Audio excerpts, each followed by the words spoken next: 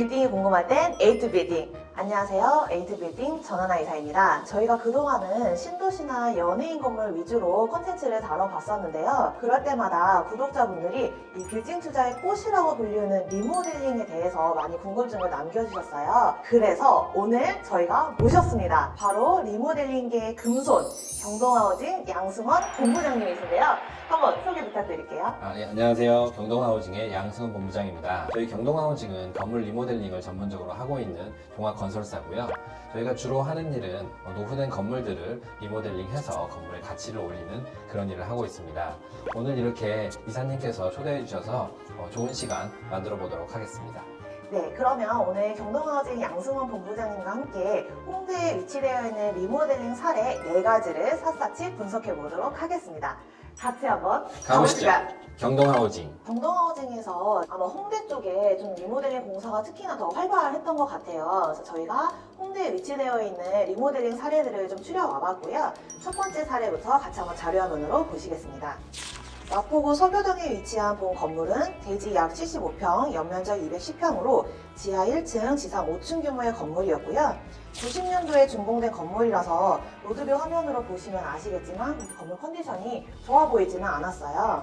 그리고 본 건물이 위치되어 있던 서교동 상권이 홍대 입구역 9번 출구에서 상권 흐름에 따라 이어지는 곳이지만 이 홍대 정문 쪽에 가깝다 보니까 상권이 조금 약하게 끊기는 곳들이었고 주변에 아파트랑 상가주택이 있어서 조금 상권이 받쳐지기에는 약했던 구조였습니다. 아무래도 리모델링을 하실 때 건축주분이 이런 걸 좀 고민을 많이 하셨을 것 같아요. 경동에서 굉장히 멋있는 건물로 바꿔주셨던데 어떻게 되셨죠? 기존에 이제 고시원으로 사용하던 건물이었는데요. 이 건물 자체가 번화가 인근에 있음에도 불구하고 눈에 띄지 않는 그런 상태였기 때문에 건축주께서는 이러한 부분들을 개선하기를 원하셨고요. 또 동선이 그렇게 바람직한 형태가 아니었기 때문에 그런 부분들도 고려해서 리모델링을 하길 원하셨습니다. 저희는 그런 부분들을 고려해서 전체적인 리모델링을 진행을 했고요.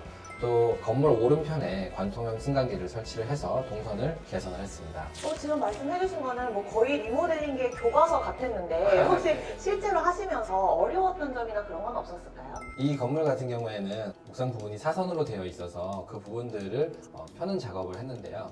기존 부분들을 철거를 하고 다시 H빔을 이용해서 올려야 되다 보니까 그런 부분들이 공사를 진행하는데 좀 어려움이 있었습니다. 그리고 또 한 가지는 지역 자체가 아무래도 번화가이다 보니까 민원이 상당히 많았어요. 그래서 그런 부분 때문에 공사를 진행하는데 어려움이 약간 있었습니다.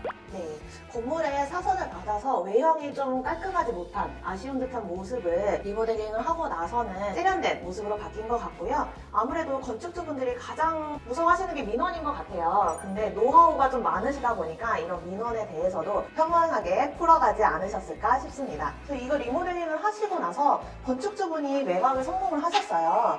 매입을 하시고 나서 리모델링 했던 사례는 아니고 쭉 오랫동안 보유하고 계셨던 분이 리모델링 후에 매각을 하셨고요. 20년도 6월에 74억 원에 매각에 성공했습니다. 매입하신 분이 조금 공실기간을 건디다가 우량 임차인인 공유 오피스를 입점을 시켰고요. 현재는 패스트5가 전층 다 사용하고 있는 것으로 알려져 있습니다. 리모델링 전문. 네, 그러면 두 번째 사례로 넘어가 보도록 하겠습니다. 두 번째는 홍대 경의선 책거리에 위치되어 있는 매물인데요. 자료화면 같이 보시겠습니다. 마포구 동교동에 위치된 본 건물은 대지 21평, 연면적 52평으로 지하 1층, 지상 3층 규모의 건물이었습니다. 95년도에 준공이 되었고 전층 주택으로 사용되고 있었던 건물입니다. 홍대는 예로부터 교통이 편리하고 임대료가 낮게 형성이 되어 있었기 때문에 출판업체나 인쇄업체들이 많이 형성이 되어 있었고요. 그래서 숲길 라인을 따라서 경의선 책거리가 형성이 됐습니다.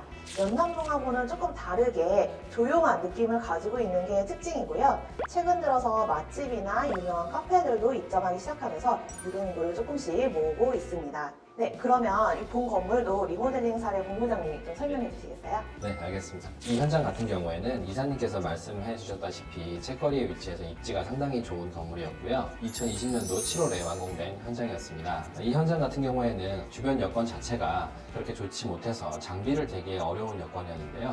그래서 보통 저희가 공사를 진행할 때 유리 공사 같은 경우에는 비계를 해체하고 유리를 장비를 대서 설치하는데 이 현장 같은 경우에는 워낙 협소하다 보니까 진행이 어려워서 심지어는 비계를 해체하기 전에 유리를 먼저 설치를 하고 비계를 해체하는 등 여러 가지 공사상의 어려운 점이 많이 있었습니다. 네, 아무래도 입지가 이제 계단 아래쪽에 들어가 있는 건물이다 보니까 여러 가지 좀 변경을 해야 되는 이슈들이 있었던 것 같은데요. 그랬던 덕분에 전층 주택이었던 건물이 리모델링 후에 전층 근생 건물로 탈바꿈되었고요. 19년도에 15억 3천만 원, 평당 7천만 원 수준으로 매입을 하셨고 지금은 리모델링 금액 포함해서 평당 8,500만 원 이상, 총 20억 원 이상의 건물로 그 가치를 밸류업한 것으로 판단됩니다. 역시 뭐 리모델링만 하고 나면은 건물의 가치가 팍팍 올라가는 게 느껴지는 것 같아요. 예, 저희가 그 리모델링을 진행할 때 건설사로서의 입장만 생각하는 것이 아니라 이 건물의 가치를 어떻게 올릴 수 있을까 그런 부동산 부분을 많이 고려해서 공사를 진행하는 회사입니다. 리모델링 전문. 리모델링해서 건물을 깔끔하고 예쁘게 바꾸는 것만 끝이 아니라 더 좋은 임차인을 맞추는 게 완성이라고 볼 수 있는데요. 그런 점에서는 경동하우징 측에서 많은 노하우를 가지고 있기 때문에 충분히 좋은 임차를 맞추고 재매입까지 이루어지게끔 잘 해주시는 것 같습니다. 세 번째 사례는 홍대에서 가장 핫한 상권이죠. 연남동에 위치되어 있는 건물인데요. 리모델링 되기 이전에는 지하 1층에 지상 2층 연화조 구조로 되어 있던 건물이었고요.